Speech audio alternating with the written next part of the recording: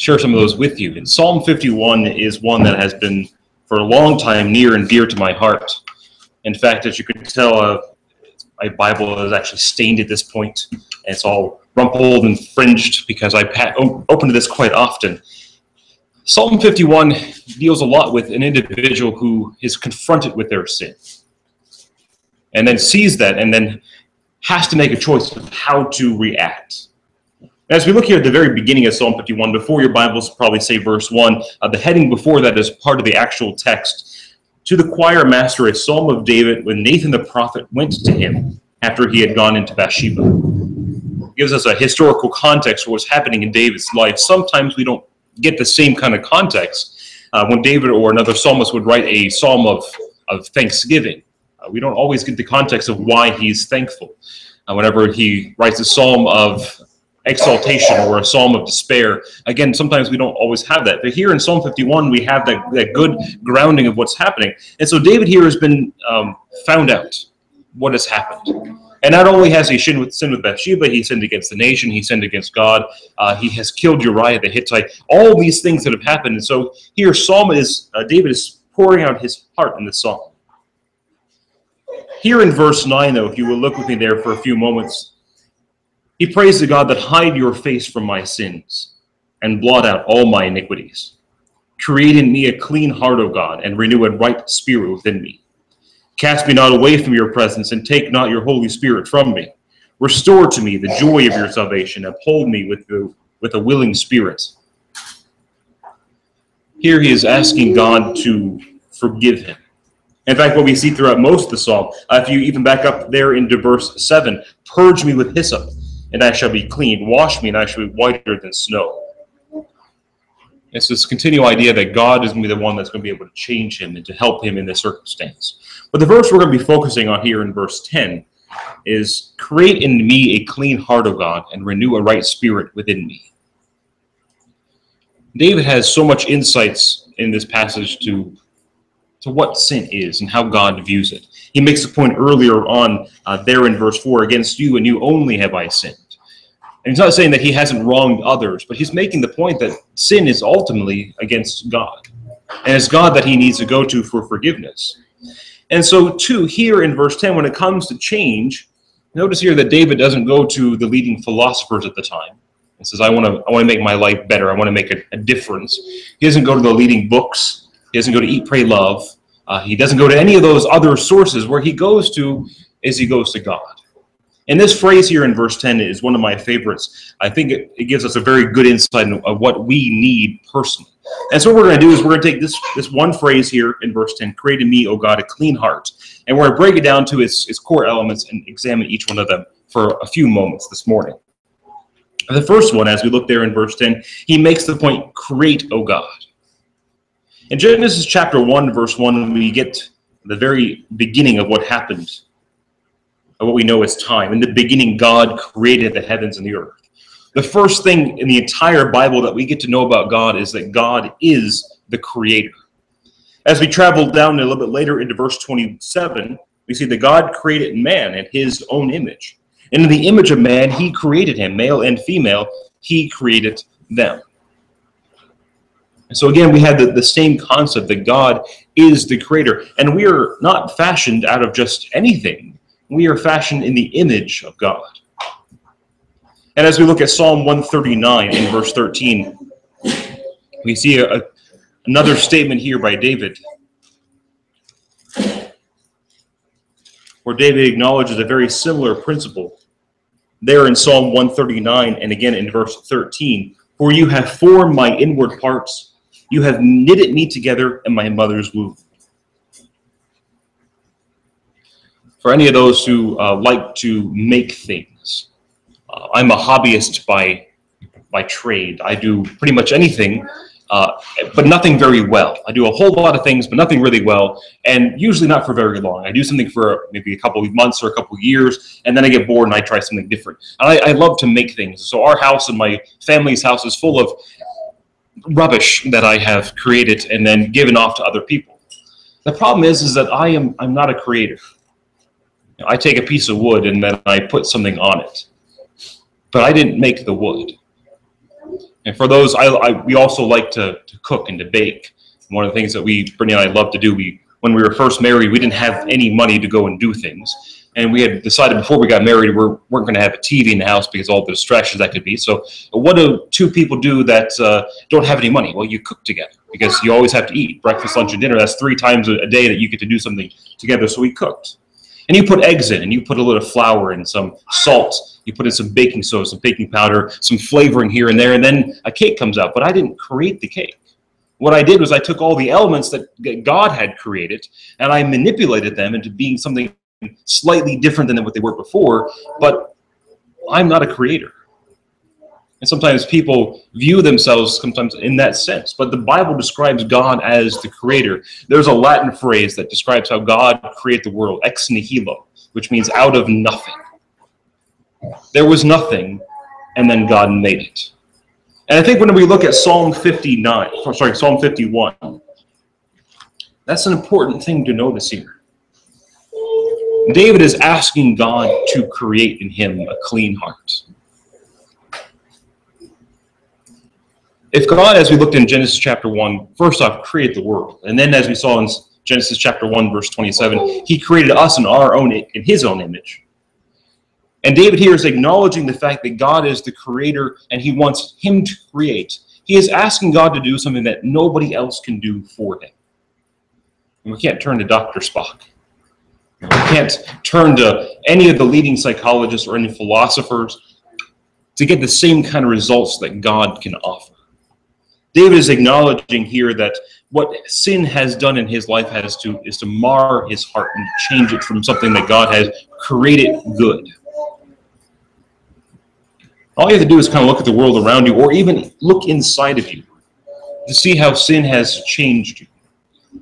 If you were especially raised in maybe a conservative home, and the first time you get to see someone else cussing, for instance, or see someone drinking or smoking that maybe you weren't aware of because that wasn't something that happened in your house, remember the kind of shock or the aghast that you had of why would anybody do that?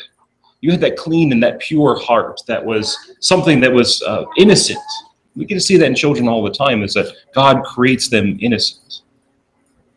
And now today we are hardly shocked by anything.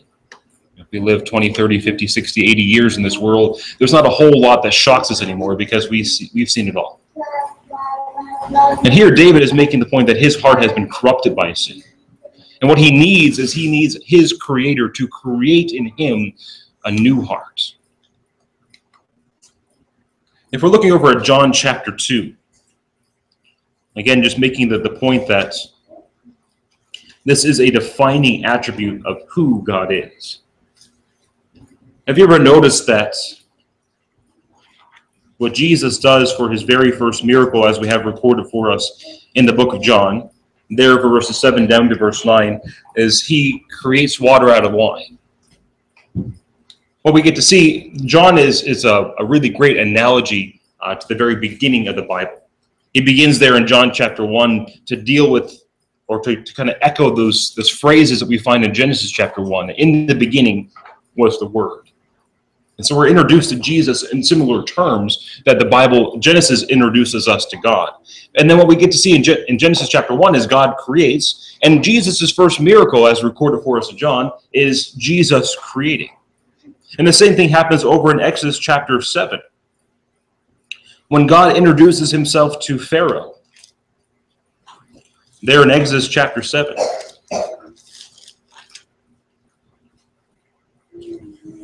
If you notice there in verse 17, what is the very first plague?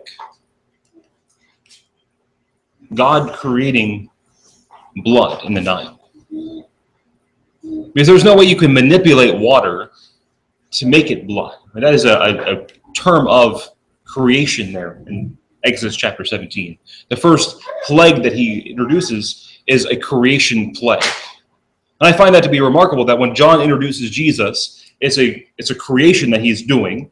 When God introduces himself to us in Genesis chapter 1, it's creation that he introduces us with. And when God introduces himself to Pharaoh, there in Exodus chapter 7, he introduces it with creation.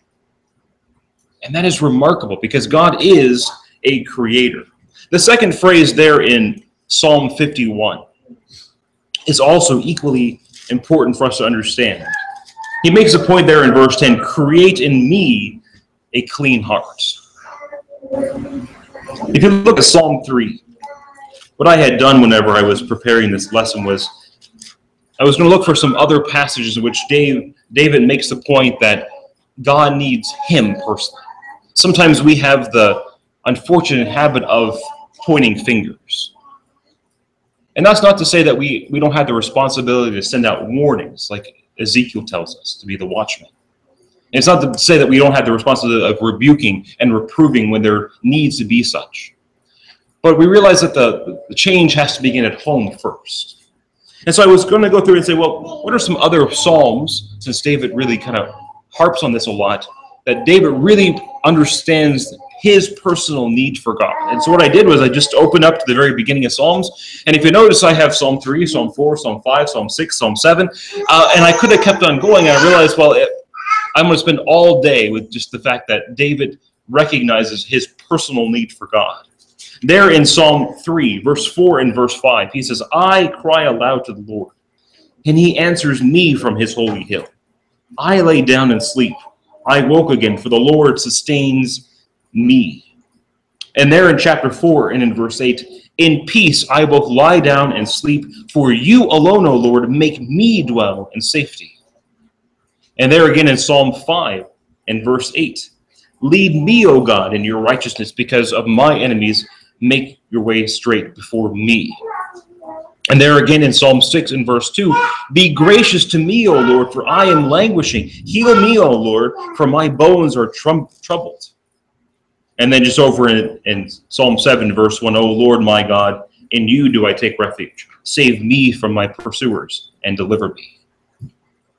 In all of these Psalms, David is acknowledging his personal need for God. And unfortunately, I think for me at least, sometimes whenever I hear a really good lesson, I think, oh, I know exactly who needs to hear this. I wish they were in the audience at this time. And one person has described us as being bald-headed sinners where everything just glances off of us and we assume it's directed to somebody else. And David is making the express point in this passage, create in me, O God, a clean heart. Now, I need to be different. I need to change. And correction needs to start at home. In fact, whenever we look at Luke chapter 6, that is exactly the point that Jesus makes.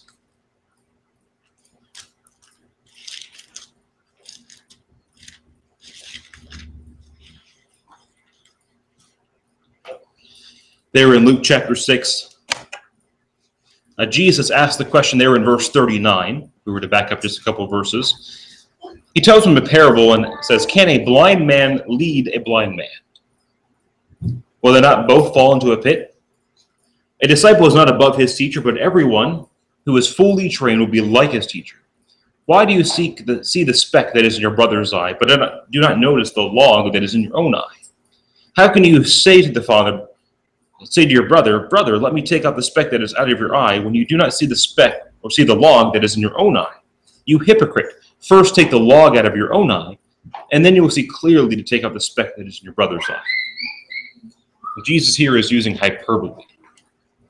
Ever get something in your eye and you can't get it out? You try to cry it out, you try to blink it out, you try to rub it, and you can't get it, and so you ask someone to come over and look at it. That happens from time to time. And here the analogy is you as the perceived to see yourself as the seeing person, have a 2x4 sticking out of your face. And, oh, yes, of course I can see clearly, get that tiny little speck out of your eye. Oh, you have an eyelash in there? Let me get it. Excuse my 2x4 while I hit you in the face, but I want to get that out. That's the analogy that he's giving here. He says, can the blind lead the blind? And the rhetorical answer is, well, obviously no. They're both going to fall in the pit. So he makes the point that the change and correction have to start at home. I have to make sure that I have myself on the straight and narrow. And sometimes, as we look at this point here in Luke chapter 6, is overlooking some obvious flaws in ourselves. And sometimes in order to win an argument, sometimes we lose the battle by treating others wrong. And that's just one analogy we could give. But he makes the point, create in me, O God, a clean heart. The last thing he is stating there is a clean heart. In 2 Timothy chapter 2, we had looked at a passage very close to this last night, or yesterday afternoon, rather. Here is 2 Timothy chapter 2 in verse 22. Remember the point that we made yesterday at the earlier part in verse 21, that if anyone cleanses himself from what is unholy, he will be a vessel for honorable use, set aside for the master, ready for every good work. And there in verse 22, Paul continues there to flee youthful passions, pursue righteousness, faith, love, peace among with those who call on the Lord from a pure heart. We made the point just a minute ago that we look at children and we see innocence. We would look back at a time where we maybe thought somebody that we held in revere as a child said something they shouldn't have, and just that, oh no, my world is kind of collapsing. How dare they do that? And we have then progressed to the point where, oh, okay. We see things happen and they just kind of run off our back like water off a duck. And we have failed to retain that innocence through life. And what David is asking is to not let sin affect him in the same way, to have God create in him a clean heart. And what Paul is advocating for Timothy here is to help others, especially here as we look in verse 22, the youth, for the flee youthful passion and pursue righteousness, faith, and love, and peace, along with all those who call on the Lord from a pure heart. One of the things that we need to do is to have a pure heart. God's blood has cleansed us from our sins. What we need for him to do is continue to renew us in the image after him. Consider the fact of how the world views sin. In fact, we sometimes even have the same problem. We talk about God and the idea of justice. James tells us in James chapter 2 that a sin is a sin is a sin, more or less. To broadly paraphrase that. That if you were to not commit one sin, but commit another sin, you still have broken the law and are held accountable for that. And from that, we can draw the conclusion that one sin is equally as damning in God's eyes as another sin. And us, as being humans, we realize that it doesn't seem right to us to some degree. If you were to jaywalk, and someone else was to murder their parents, and you both got capital punishment, which I realize isn't a thing here in Canada, if you both got 20 years in jail, would that seem fair to you? I only jaywalked. He killed 2 people. That wouldn't seem fair. And sometimes whenever we look at sin, we see it in the same way. Well, all I did was I had a small white lie. All I did was this. And well, those people, they are much, much worse. Why would I suffer the same punishment as everybody else? And what we have failed to do is we have failed to see, that's not good. We have failed to see sin as God sees sin. A corruption of the pure heart that he has given us. A separation from him in his holiness. 100%. Whether it be small in our eyes or large in our eyes, to God, it is ruining the perfect creation that he has given us. We have our hearts changed by sin, and there's no way around it. There's no way that we can sin. We can choose to do evil and not be changed by that. And so what David is acknowledging here is that he needs God to create in him a clean heart. We had talked yesterday about the idea of bodily restraint, of self-control. And as we looked at there in 2 Timothy, back in chapter 1 and verse 7, God has not given us a spirit of fear, but a power and love and self-control. That is a step in our process. We had advocated very strongly yesterday as we looked at 1 Thessalonians chapter 4, that each one of us learn how to possess or control his own body, his own vessel. And we understand that is a very key aspect for us to work on becoming different and better people, is to learn how to control ourselves, understanding at what point in time are we tempted, how to avoid those temptations, how to get out of that situation. That was one of our main points yesterday. But if we live our entire Christian life, and assuming it's a long Christian life, if we live our Christian life with only the idea of bodily restraint, I think we have missed part of the point.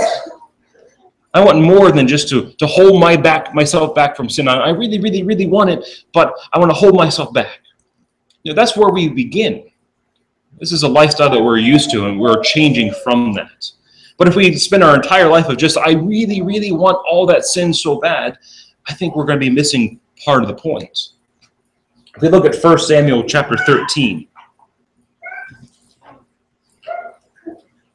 1 Samuel chapter 13, from time to time as we go through the stories of the Old Testament, especially the Old Testament, we get a little insights here and there to God's heart.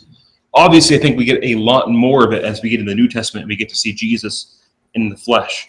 But here in 1 Samuel chapter 13, down in verse 14, remember that Saul is king. And in fact, as we look there, it's even before what we see in 1 Samuel chapter 15, dealing with the Amalekites. But here, Saul is king, and God sends the prophet to him to tell him that your kingdom is not going to continue.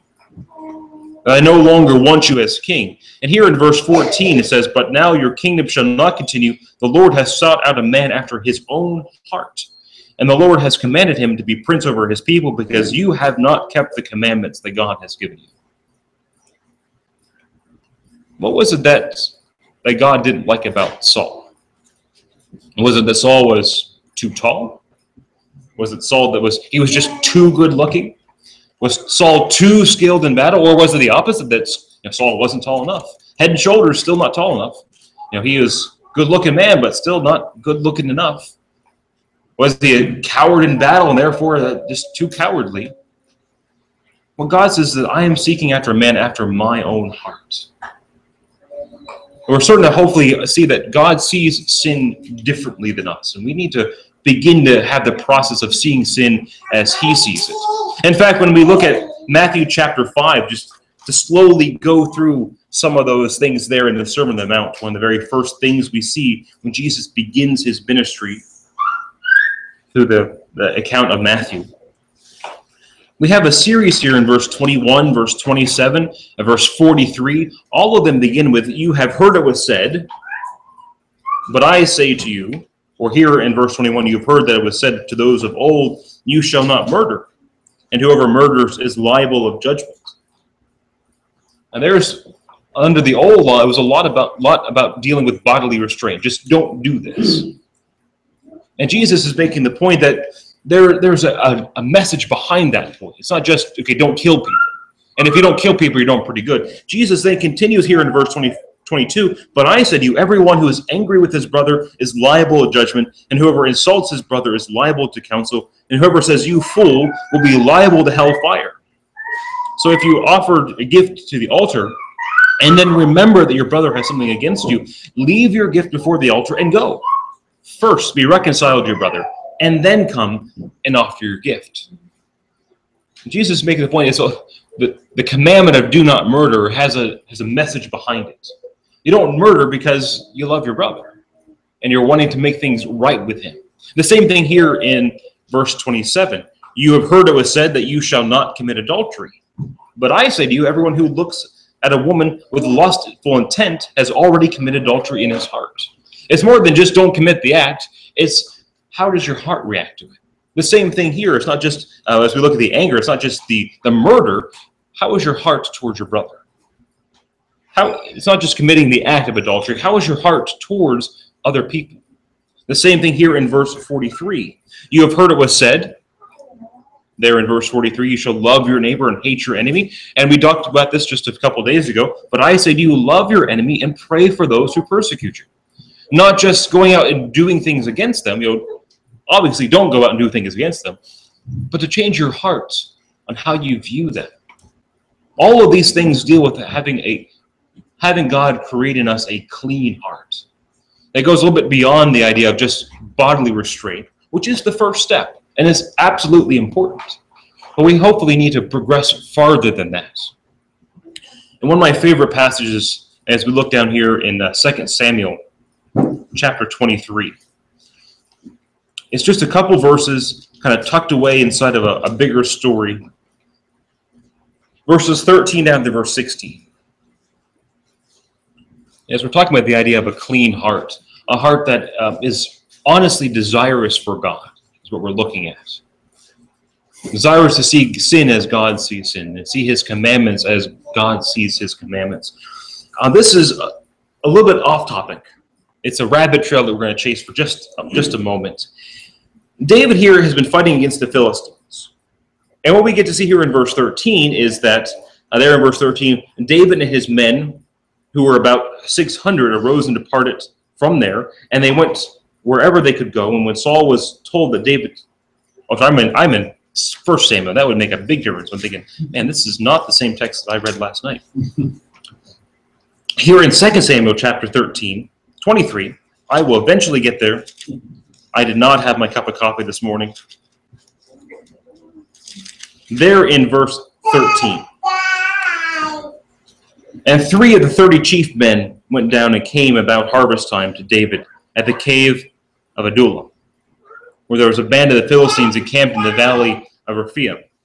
And David was with a stronghold, and the garrison of the Philistines was there at Bethlehem. And David said longingly, "Oh, that someone would give me a water to drink from the well of Bethlehem that is by the gate." And 3 mighty men broke through the camp of the Philistines and drew water out of the well of Bethlehem, and was with the gate, and carried and brought it down to David. Sometimes we have a struggle sometimes in our hearts of obeying God's laws. And part of that is just that we are a little bit maybe immature in our spirituality. David here is stuck inside of a cave for a period of time while he's fighting against the Philistines. And just outside the cave is a cistern. And cisterns are just pits that have water put into them. And there's no natural spring that feeds them. It's not a well. And so anytime you have water that sits around for a long time, it gets stale. And if it's just a hole in the ground where there's not any running water to keep clean water flowing, it gets a bit dirty. And imagine, here you are stuck in a cave for a period of time. We're not really given how long it is, but you have nothing to do. You're stuck here, and all you have this nasty, stale, dirty water to drink. And so David, and as he's passing time, thinks, "Oh, if I could only have some of that really good well water that's back in Bethlehem where I grew up." You start thinking about the good times past when you're stuck doing nothing. And David does just that. Oh, that water growing up was so tasty. I really miss it. If someone could go do that. And it was just a passing comment, it seems to be, that David just says, "Oh, I wish I had that." 3 men jump up, travel about 30 miles from where they are to go break through the Philistines' camp for the simple case of drawing water to bring it back to David. And sometimes we get in the argument, well, does God really command that? And do I really have to do that? And we look at passages when Luke chapter 18 is a great example of the rich man comes to Jesus and says, "Well, what do I need?" And Jesus tells him, "Here's a few commandments." And the guy says, "Well, I've done all of these for my youth." And Jesus says, "You lack one thing. You sell what you have and give to the poor." And the man went away sorrowful. Oh, do I really have to? Here, David doesn't make a command of his people. He makes a casual statement of, "It would be really nice if I did this." And they just jump up and they go. Wouldn't it be great if we had that kind of heart for God? That God's commandments were not burdensome. And God wouldn't have to say, "Well, I really need you to do this right now, and I'm going to wait until you do it." But to casually say, "Well, I would like this." And we would just jump to attention and do it. What we get to see in 2 Samuel chapter 23 are men who love their commander. And they don't have to be commanded to do these things. This is what my commander wants, and so I'm going to go well out of my way to make sure that he gets what he wants. And sometimes what David is asking for here in Psalm 51 is for him to have that kind of a clean heart, that same kind of desire for God, that I'm going to jump up and I'm going to do what he wants. I don't have to be hounded all the time to get it done. Like I said, the idea of bodily restraint is something that is important for us to understand and to carry out. But I'm hoping that we are able to move on from that. So here in Psalm 51, just to spend just a couple more seconds in Psalm 51, David is confronted with his sin.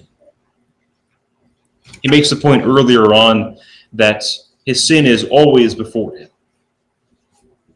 meaning that he's going to have it on his mind, and it's going to be something that's going to haunt him for probably the rest of his life. And he has a choice. There are some people who say, "Well, I wasn't that bad," and people can just get over it.